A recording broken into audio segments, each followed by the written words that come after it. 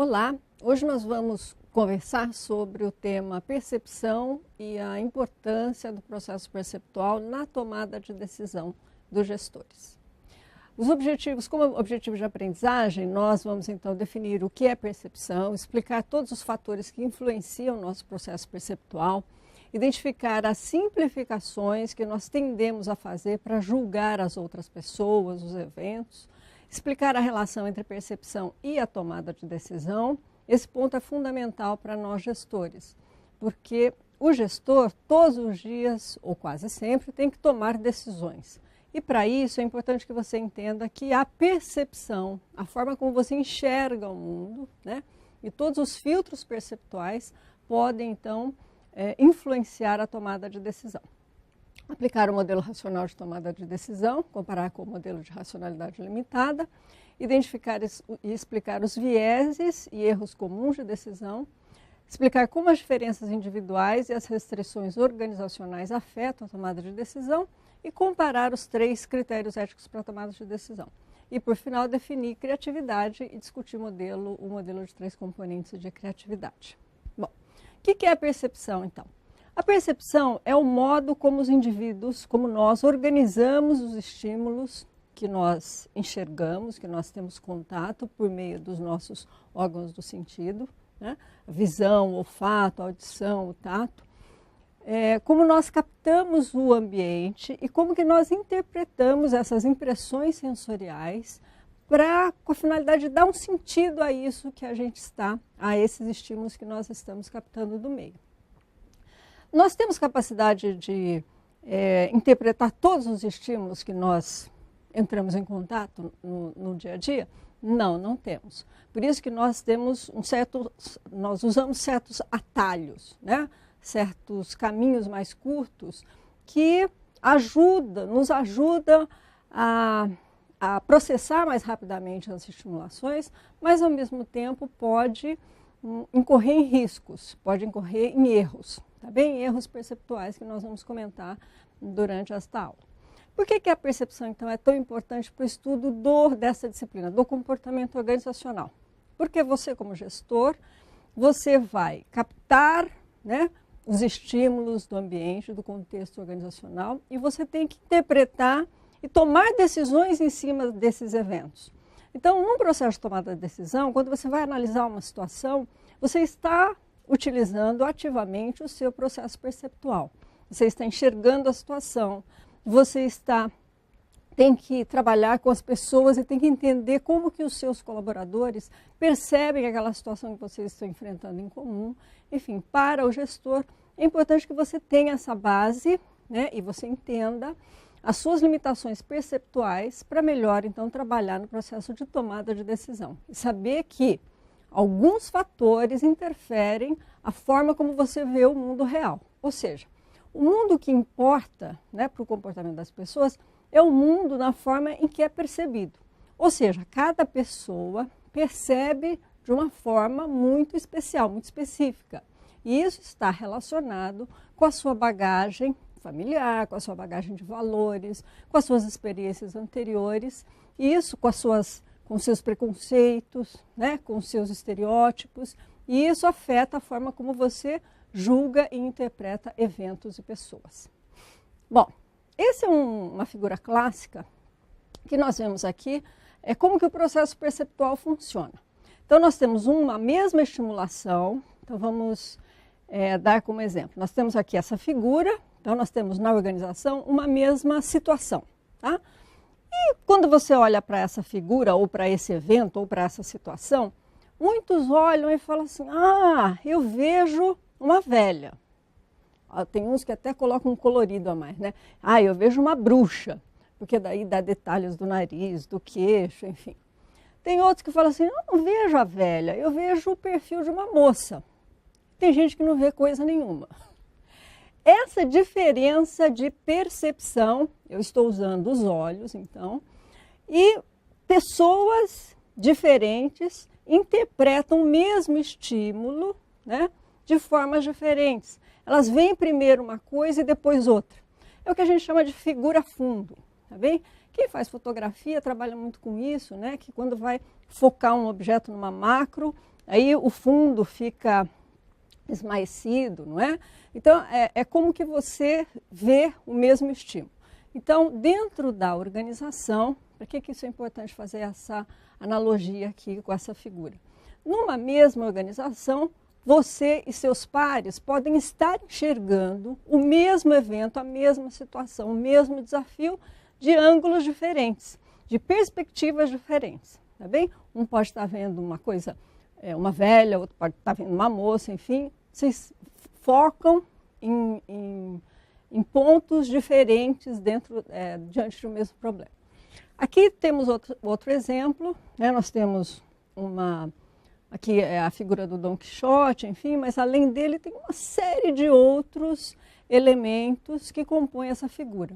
E que faz com que o nosso processo de visão, né, o olhar esta figura, quando você analisa, algumas coisas te chamam mais atenção do que outras. E quando nós colocamos várias pessoas para interpretar, para enxergar as coisas que estão nesta figura, ou neste evento situacional dentro da organização, nós então temos uma composição de percepções diferentes e que estão carregadas por nossos fatores pessoais. Então, quais os fatores que influenciam a percepção? Nós temos fatores relacionados ao perceptor, a você que está percebendo. As suas atitudes, como nós já estudamos anteriormente, suas características de personalidade, motivação, interesse pessoal, a sua experiência, a sua expectativa. Tudo isso você faz com que haja um filtro, nós chamamos de filtro perceptual, com base nestes interesses, né? Com base nas suas aspirações, nas suas expectativas, você procura certos estímulos no ambiente em detrimento de outros. Você não capta tudo ao mesmo tempo, tá bem? Os fatores relacionados à situação, o momento, o ambiente de trabalho, o ambiente social, enfim.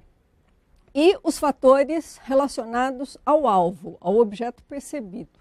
Ou seja, é uma novidade, né? Aquele objeto é uma novidade, ele tem movimento, ele emite som, ele é grande, ele é pequeno, ele tem cenários diferentes, ele está próximo, ele está longe, ou ele é semelhante, enfim.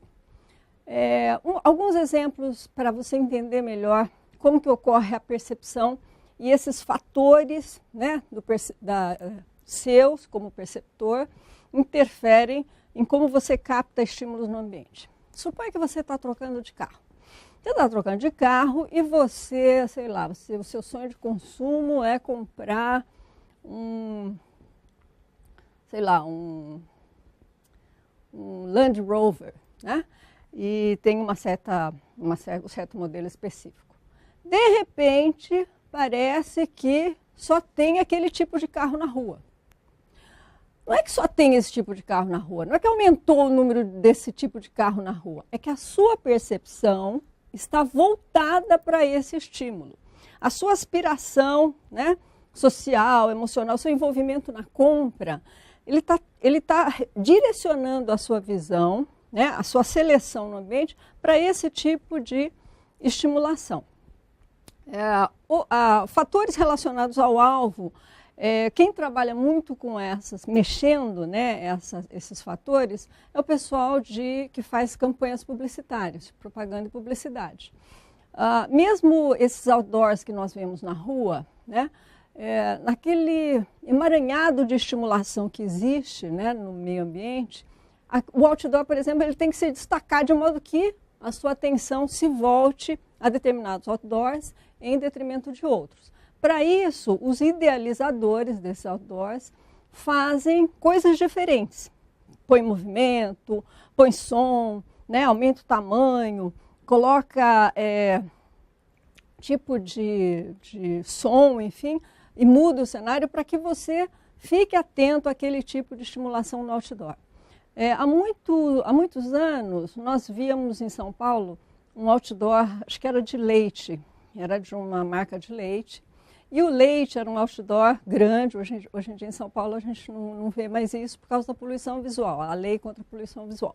Mas tinha um cartaz enorme e era um copo e o leite derramando dentro do copo. E o leite era um líquido mesmo, branco, ou seja, ele tinha o movimento, tinha a novidade, né, do outdoor, diferente de tudo que a gente estava vendo.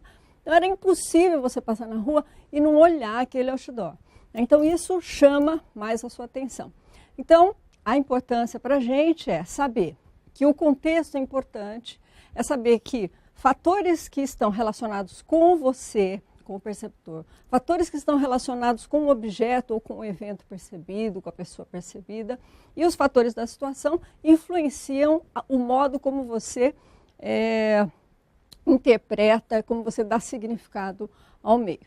Bom, então, nós temos, como nós falamos, né, não temos capacidade de absorver tudo o que ocorre de estimulação no nosso dia a dia. Nós usamos algumas simplificações que nos ajudam a ser mais rápidos para dar uma resposta e para interpretar, ao mesmo tempo que nos põe em risco, porque nós podemos cometer erros perceptuais. Uma das simplificações é o que a gente chama de percepção seletiva. As pessoas, então, interpretam seletivamente o que vê. Ou seja, aquele exemplo do carro. Eu só olho aquilo que me interessa. Quando você abre o jornal, não é tudo que você lê do jornal. Você vai em matérias específicas do jornal. Por quê? Porque isso atende a uma necessidade, a um interesse, a uma experiência e uma atitude favorável em relação àquele tipo de temática, aquele tipo de interesse que te atende. O efeito halo é uma impressão é uma impressão geral de alguém que nós fazemos com base numa única característica. Então, por exemplo, uma pessoa é super inteligente. Então, tudo nela você fixa com base na inteligência. Então, tudo nela você faz como referência à inteligência. Ou uma pessoa é muito sociável, né? Ou tem uma aparência muito boa. Então, você se fixa numa característica e daí, então, em detrimento de qualquer outro tipo de defeito, de qualquer outro tipo de característica, você privilegia este tipo de impressão. Isso tem uma aplicação bastante boa nas empresas, assim como o efeito de contraste que a gente vai verificar no próximo slide, explicar melhor. Bom, a estereotipagem é uma coisa que nós fazemos sempre, né? Uma simplificação que nós fazemos com uma certa frequência, porque nós temos uma tendência a julgar as pessoas com base na percepção de um grupo, ao grupo que ela pertence. Então, por exemplo, os muçulmanos, né? Atualmente tem a questão dos muçulmanos ligada ao terrorismo. Nem todo muçulmano é terrorista, não pode dizer que todo muçulmano é terrorista. Isso é um julgamento extremamente estereotipado, né? E preconceituoso. A questão dos negros, dos asiáticos, né? As religiões diferentes que nós temos, enfim. E a questão do gênero, mulher, homens, enfim, e as preferências sexuais também. Então, cuidado com essa estereotipagem ao julgar as pessoas. Isso é extremamente importante para o gestor na questão da avaliação de desempenho. Se você tem diversidade, não só racial, como de gênero, né, ou religiosa dentro da tua empresa, você tem que tomar muito cuidado com essa questão do preconceito e da estereotipagem. Não adianta dizer que você não tem nenhum preconceito, ou que você não faz estereotipagem. É importante que você saiba o grau em que você tem esse tipo de simplificação, que você adota esse tipo de simplificação, e como que ela pode interferir no seu processo de tomada de decisão. Porque você, como gestor, precisa ser justo na hora de fazer uma avaliação de desempenho. E a pessoa, o fato da pessoa ser negra, asiática, ser muçulmana, ou ser gay, ou ter uma outra religião diferente da sua, não quer dizer que isso afete o desempenho dela, né? Então, você tem que tomar cuidado com isso. O efeito de contraste, nós comparamos um indivíduo com outras pessoas. Na verdade, nós nunca olhamos uma pessoa sozinha, né? Nós sempre julgamos ela em relação a outras. Então, isso é muito comum em entrevistas de seleção. Às vezes você não escolhe a pessoa pelas qualidades, né? Mas enfim, pelos defeitos que ela deixa de ter em relação a uma outra pessoa. Então, você tem vários candidatos. É importante também não entrevistar muitos candidatos num dia. Primeiro, pelo cansaço, né, que é natural, mas segundo, porque você acaba não tendo muito parâmetro, né, especialmente se os seus critérios e a sua descrição do cargo não for muito bem feita. Mas, quando você está entrevistando pessoas, né, em cargos para gestão, você tem uma pessoa muito, muito, muito boa que você entrevista. E, de repente, o segundo que vem da fila é uma pessoa não tão boa, automaticamente você faz essa comparação, né? E o verdadeiro, o inverso também é verdadeiro. Uma pessoa fraca, né? Ou uma sequência de pessoas medianas, que você vem conversando, enfim, de repente aparece uma que parece que é um pouco melhor. Às vezes ela não é nem tão melhor, mas é que essa diferença de contraste, então, faz com que a gente utilize essa simplificação. Então, as implicações nas organizações é em relação ao cuidado que você deve ter na hora da entrevista de seleção, né? Ou seja, a gente muda muito pouco o nosso julgamento em relação aos candidatos, especialmente quando a entrevista é baseada em critérios de descrição do cargo, das habilidades, das competências, das habilidades, né? Os conhecimentos que essa pessoa precisa ter para atuar naquela função. Então, um bom candidato, muitas vezes, é caracterizado mais pela ausência dessas características desfavoráveis do que pela presença das desfavoráveis. Então, a percepção, ela atua um pouco aí. Então, quando estiver fazendo seleção, evitar muito essa comparação, medianamente, de repente, alguém se destaca. E verificar se realmente se destacou e por quê, né? Qual que é a simplificação que você fez. Expectativa sobre o desempenho. Aqui está muito relacionado com o comportamento que as pessoas têm em relação às expectativas do chefe, dos outros. Tá? Nós chamamos isso de expectativas de profecias autorrealizáveis. Então, às vezes você tem uma expectativa muito boa em relação a determinado grupo e você faz com que, de alguma forma, essa expectativa se torne realizável porque você transmite atitudes e comportamentos e expectativas em relação a esse grupo. Assim como uma expectativa muito alta pode se tornar realizável e uma expectativa muito baixa também, né? Então, tomar muito cuidado quando vocês começam no mercado de trabalho, né, logo que saem da faculdade, vocês ainda são vistos como imaturos, né, idealizadores, sonhadores, enfim, que é uma fase excelente, né, que é uma fase de muita energia. Mas, às vezes, a pessoa não coloca uma expectativa de desempenho assim, extremamente positiva, né? Já espera que você acabe cometendo erros e tudo mais. Claro, vai cometer erros, mas é importante que você tenha expectativas plausíveis, né, dentro do desempenho para acabar, para não prejudicar, então, o desempenho e o comportamento das pessoas. A avaliação de desempenho, nós já comentamos no slide anterior, elas também são subjetivas. Então, é importante que vocês entendam que a sua avaliação, né, dos eventos daquela pessoa, eles têm influência dessa percepção seletiva. Você seleciona alguns eventos, alguns comportamentos que atendem a seus interesses, às suas expectativas em relação ao funcionário. A esse efeito de contraste, você compara as pessoas, o que é um erro verbalizar, por exemplo, numa avaliação de desempenho, né? Então, você não deve comparar João com Luiz na hora de conversar sobre desempenho com essas pessoas. Por quê? Porque as pessoas se sentem injustiçadas, né? Elas querem que você as avalie baseado na descrição dos comportamentos adequados ou inadequados. O efeito halo, como nós conversamos, e outros erros também podem afetar a avaliação de desempenho. Bom, então, dito toda a base, né, conceitual de percepção, nós entramos então nessa ligação entre a percepção que você tem do meio, né, do mundo real, e a tomada de decisão, a sua tomada de decisão. Então, na organização, você vai tomar decisão. Sempre que você vai tomar decisão, você tem duas ou mais alternativas. Você tem que tomar essa decisão como uma reação a um problema. Então, se você é gestor, todo dia você vai ter problema para resolver. Essa é a tua função. Se você não tem problema para resolver, você não precisa ser gestor. Então, você tem lá problemas para resolver, você é desafiado aí, você está reagindo àquele problema. Essas decisões em relação ao problema, você tem que ter uma capacidade de interpretar esse problema e avaliar as informações que estão sendo disponibilizadas para você.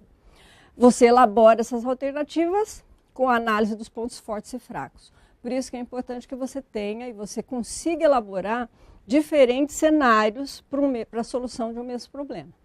Então, o processo de percepção para tomada de decisão, ele afeta a solução final, tá? Porque a forma como você seleciona as informações do meio, que ela pode estar contaminada com interesses seus, específicos. A forma como você avalia, você pode incorrer em erros para tomar decisão. Então, é importante que essas distorções perceptivas, né, afetem o mínimo possível as suas análises e as suas conclusões, consequentemente, com a tomada de decisão. Bom, o modelo racional de tomada de decisão, nós sempre preconizamos, né, que a tomada de decisão deve ser racional. No entanto, nem sempre acontece racionalmente da forma como o livro preconiza. Tá? Por quê? Porque nós somos humanos, nós temos uma tendência a fazer uns atalhos aí, especialmente por causa da premência do tempo, mas é importante que você equilibre, né, a racionalidade das decisões e também um pouco da intuição. A intuição não tem nada a ver com nada anormal, mas é uma característica que está relacionada ao tempo também que você tem de experiência. E a intuição ela vai melhorando na medida em que essa bagagem das experiências vai aumentando e você consegue discernir e abstrair particularidades de situações que você já viveu dentro de outras organizações. O modelo racional de tomada de decisão, ele tende, né, o objetivo dele é maximizar os resultados. Então, você vai lá, então ele diz, você deve definir o problema, vai identificar os critérios para tomar decisão, vai atribuir pesos diferentes para esses critérios, vai desenvolver alternativas, vai avaliar e vai escolher a melhor alternativa. Se fosse assim, tudo matemático, né? Se fosse matemático seria maravilhoso, mas não é. Nós temos uma racionalidade que nós chamamos de limitada.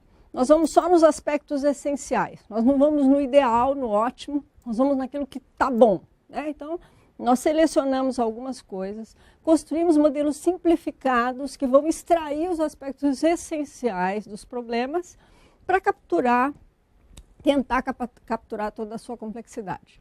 E a intuição, ela é baseada nas experiências que nós temos ao longo da nossa vida profissional e pessoal, ela ocorre fora desse pensamento consciente, né? Tem muita associação que nós fazemos, enfim, com as experiências anteriores, é mais rápida, né?